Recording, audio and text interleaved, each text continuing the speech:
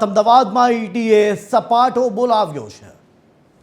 ઈડીએ 9.19 કરોડની મિલકતો ટાંચમાં લીધી। સાયોના કલર્સ બેંક ફ્રોડ કેસમાં મોટી કાર્યવાહી કરાઈ। ખેતીની જમીન અને શેર સહિતની મિલકતો જપ્ત કરાઈ।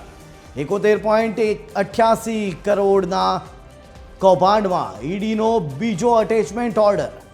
બેંક ફ્રોડમાં ઈડીએ કુલ 9.62 કરોડની મિલકતો ટાંચી। તો ઈડીએ સપાટો બોલાવ્યો છે આ આખા કેસમાં।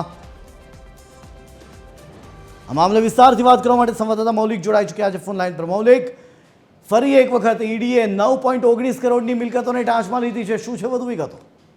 બિલકુલ, એન્ફોર્સમેન્ટ ડિરેક્ટોરેટ ઈડી અમદાવાદે PML Sayona colours private limited અને અન્ય લોકો સાથે સંકળાયેલ બેંક ફ્રોડ કેસમાં 9.19 કરોડની જંગમ અને સ્થાવર મિલકતો છે તે ટાંચમાં લીધી છે।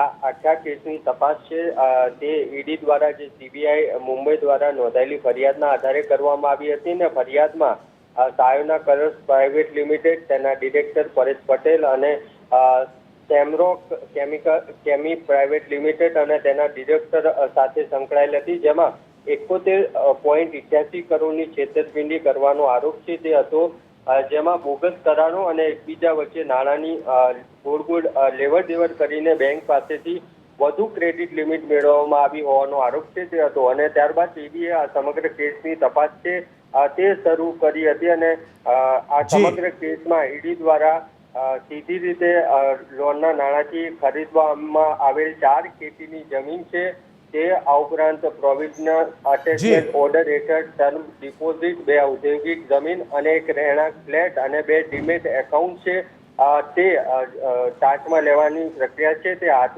ધરી છે। આ કેસમાં અત્યાર સુધી લગભગ 9.62 કરોડની જે મિલકતો છે તે ટાંચમાં લેવામાં આવી છે, એટલે આ અમદાવાદ ઈડી દ્વારા આ મોટી કાર્યવાહી છે તે કરવામાં આવી છે। જી બિલકુલ, આભાર મૌલિક સમગ્ર માહિતી આપવા બદલ।